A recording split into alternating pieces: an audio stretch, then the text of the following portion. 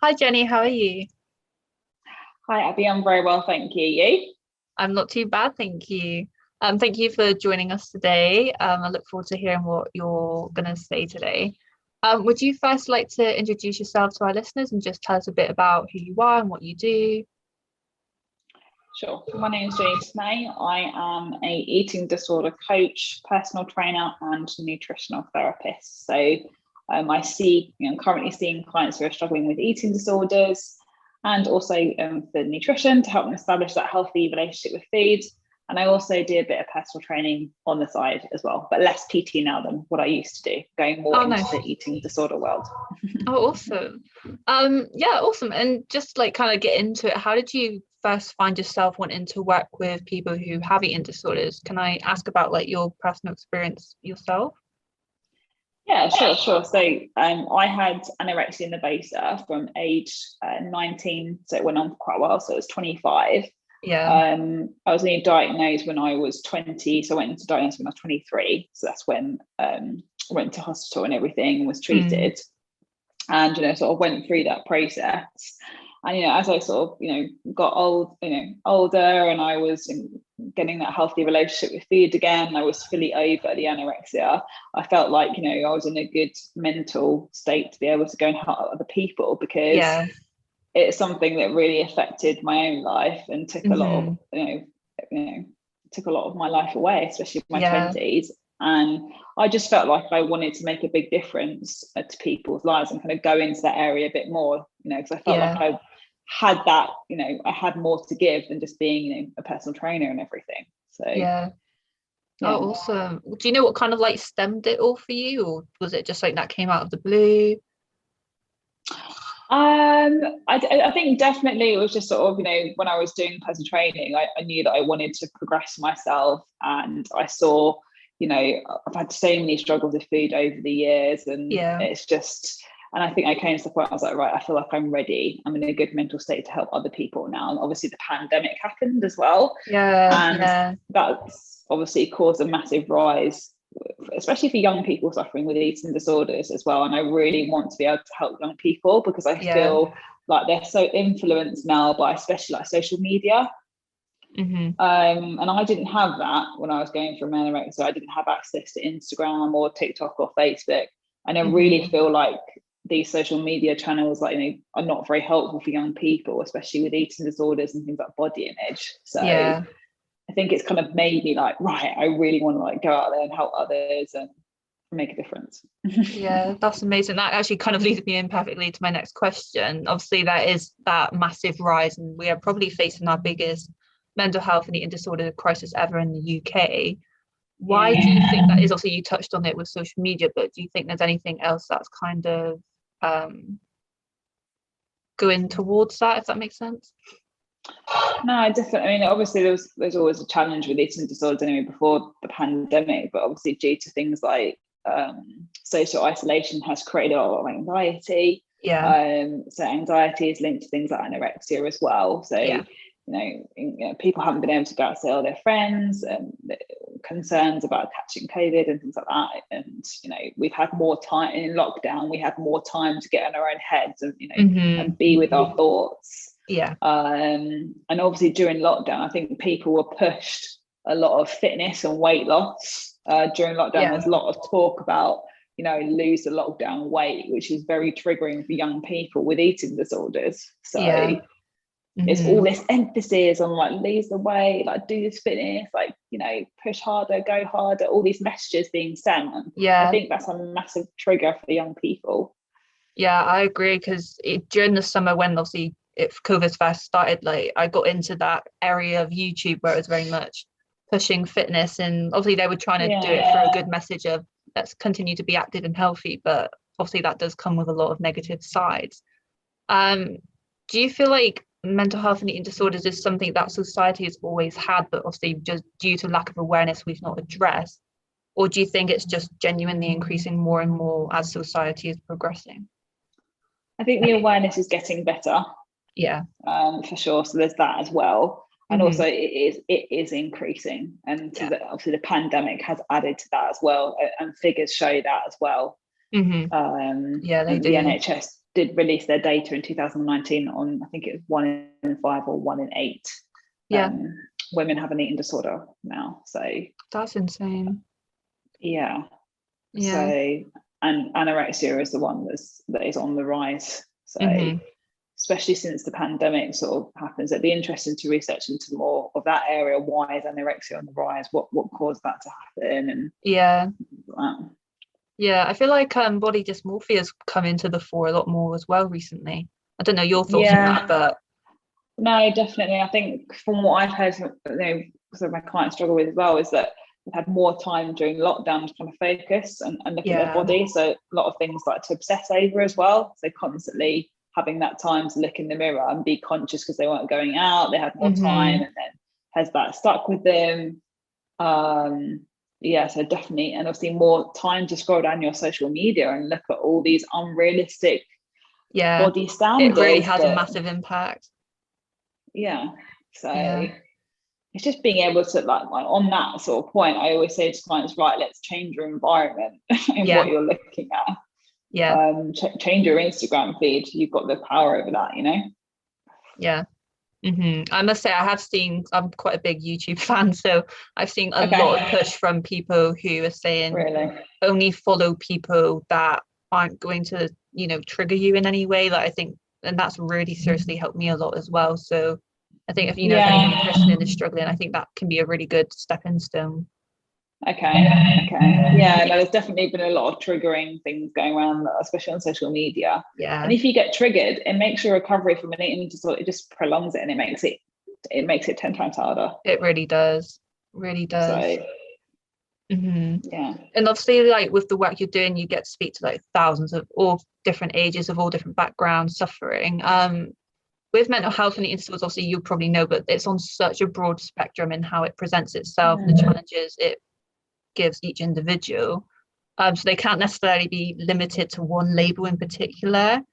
How would you how can someone even know that they're dealing with something that's genuinely serious versus like that is not necessarily less serious, but just maybe a general awareness of their health? Well, there's different, in regards to, there's different types of eating disorders. So it's kind of going, so is that a question? Okay. So it's kind of like, how do we fit someone into a category? Well, there's different types of anorexia. There's subtypes of anorexia and bulimia. And there's obviously, that needs to go through proper questioning through an intensive lifestyle questionnaire to find out the diagnosis and what's going on. Also from things like your GP as well, but obviously we know there's a lot of stigma around weight, like it's low weight is associated with anorexia, but it's not. Someone could be overweight and still have anorexia. Obviously you've got things like binge eating disorder, and then you've got not otherwise specified eating disorder, so you're put into a category there as well. So it's just ensuring that you have a proper, diagnosis and having a detailed lifestyle questionnaire from an experienced therapist. If you go see someone, then they can kind of look into it and decide where that person fits. I think just like going to speak to a doctor, even if you don't think it's anything serious, it may still just be good to speak to someone about that. And I think professionals can really give you some insight into that. No, definitely. And it's kind of this, I've seen a lot on social media about this disordered eating as well. So I think that needs to be corrected, kind of the definition, what's the difference between disordered eating and an eating disorder. Because eating disorder is connected with shape and weight and feelings of feeling fat, whereas disordered eating is not necessarily connected with shape or weight.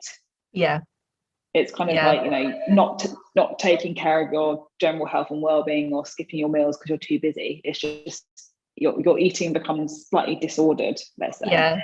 I think that's what makes it so hard to kind of identify, what is serious and what isn't, because it's such a thin line between the two. So no, definitely.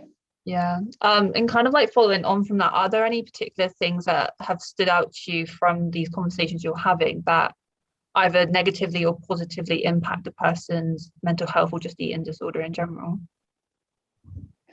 Okay, so something in particular that's impacted there. Okay. Media. So I get a lot of clients who, say, they read something in the media and they say, "Is this true?"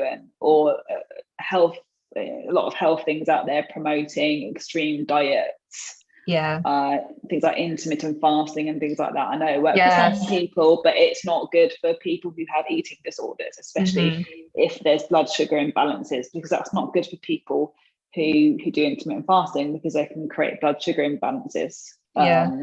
But all these diets that are being pushed at them, all these weight loss programs, and these are triggers that they're kind of for people. So a lot of that is that as well. And obviously eating disorders they're not about food, so it can be down to personal issues, trauma, personality traits, what was their relationship with food growing up in the home.